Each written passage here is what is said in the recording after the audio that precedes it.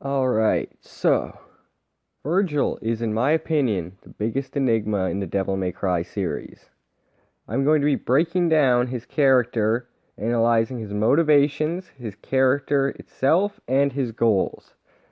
Part 1, his motivations. Devil May Cry 1 gives us practically nothing to go on besides his sense of honor. 3 is quite interesting, as it presents Vergil as the main antagonist, but not the main villain. This makes his true motivations and goals a mystery to us. In 3, he plays an antagonistic role to Dante, but he has no allegiance to the demons. Arkham was the one with overt malevolent intentions. Vergil merely viewed the destruction they caused as a means to an end. There's plenty to suggest that he's actually sympathetic to humanity. Vergil had no interest in leading the demons or taking over the human world. His attempt to kill Arkham can be seen as an attempt to stop any further harm to the world. As far as he knew, he had everything he needed. With no use for Arkham, he could have simply let him go or continued working with him until Arkham betrayed him. He did let Lady live, after all. He killed Arkham to stop his plans and protect the human world. He only let things escalate as far as he needed them to and then put a stop to the real villain. Or so he thought. We see that Vergil doesn't just want power.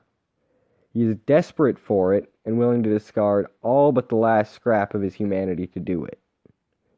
It's widely accepted that Vergil seeks power because of being powerless when Ava was killed. We see that he still cares about Dante, but his human mother is his driving force and the one bit of humanity he can't bear to lose.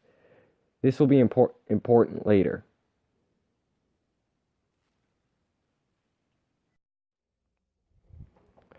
Alright, part 2, character. Vergil seems to be very different from Dante on the surface.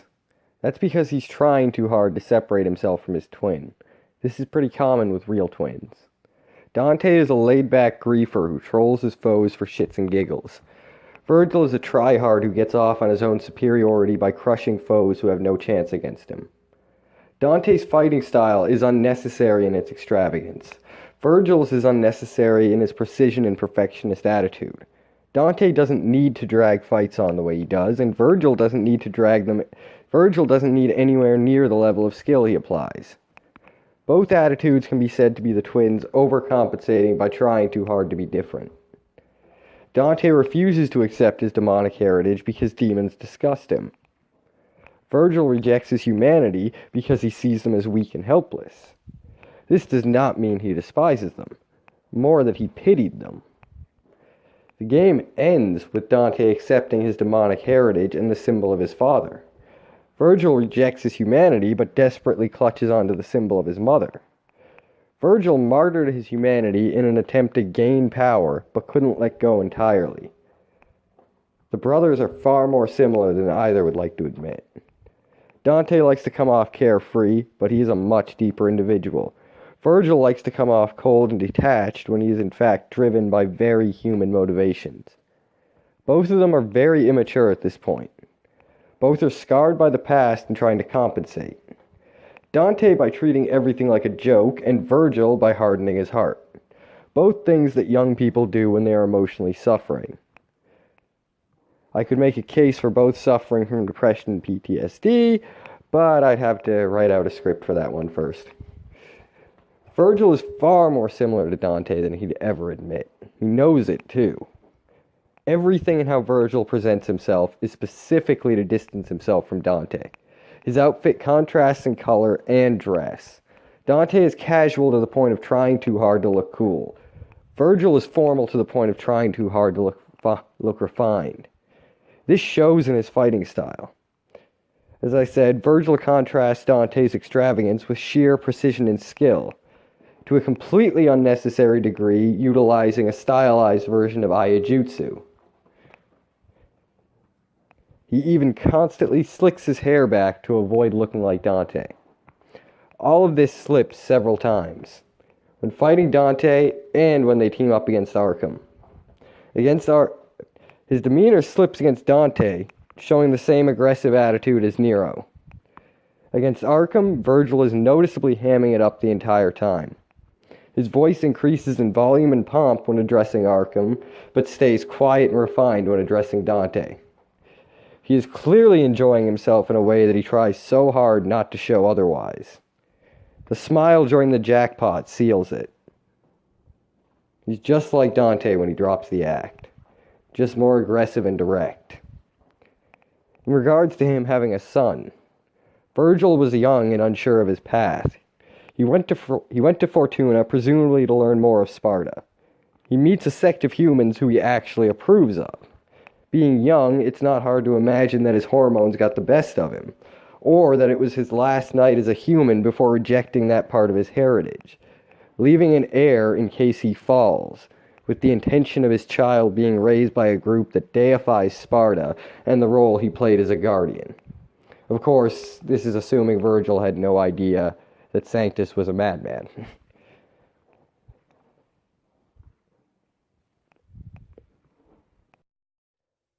Part 3. Goals. This is the big one. What Vergil truly wanted. Vergil wanted to take up the role Sparda once had. He pities the weak and has no interest in senseless bloodshed. He is willing to throw everything away to gain power, but still made an attempt to stop Arkham. Everything he does is in memory of Ava, because he doesn't want anyone else to go through that. He intended to take up his father's power and act as a guardian to humanity. This becomes clear when he tries to face Mundus. His plan failed, and he saw that Dante was able to overcome anything through his humanity and drive to protect. He lost as a result of choosing power over his own skill and ideals. Seeing this, he knows how Sparda gained his power. He tries to take the same role by staying in the demon realm and keeping them at bay. His entire attitude when facing Mundus supports this. He had failed, but seemed fully confident that he can do what Sparda did. He tries to achieve his true goal by embracing his ideals and humanity despite rejecting them on a surface level. Unfortunately, we all know how that turned out. Further supporting this is his interactions with Dante. Without power, you cannot protect anything. This line is a massive clue. What he does next seals it.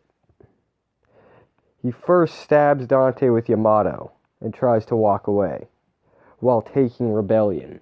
At this point, Vergil knew far more about demonic power than Dante and already had his devil trigger awakened, suggesting that him taking Rebellion was symbolic that he viewed Dante as too foolish to understand what he was doing, what he was trying to do, and why it was necessary.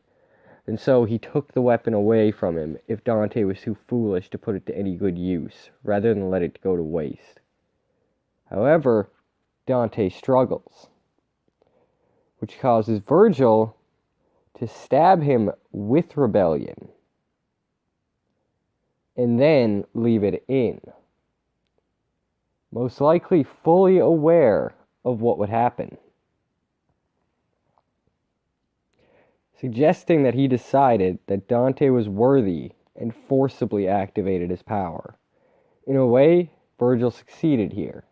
He wanted Dante to accept the role of a son of Sparda, and by forcing it on him, it worked. Thanks for listening to my long ramble here, and sorry about the rather unexciting visual quality here. I've never done anything like this by reading off a script before, so yeah, I plan on going back and doing a much better version of this analysis with full cutscenes and everything to flesh it out. I just don't have any of that recorded yet, and I haven't got around to finishing Devil May Cry 3 again. So, yeah, thanks for watching. Leave a like and a subscribe, and feel free to check out the rest of my channel. I have plenty of other Devil May Cry content, some videos of playing 3, a couple videos of 2 are going to be up soon if anyone has any interest in that. I've got my Reboot retrospective, as well as several videos of Devil May Cry 4 SE. And I will be following this with full character analysis of Nero, one of contrasting the Sons of Sparda between their Reboot and Classic incarnations, and finishing with a video analyzing Dante. So again, thanks for watching, and I hope you have a great day.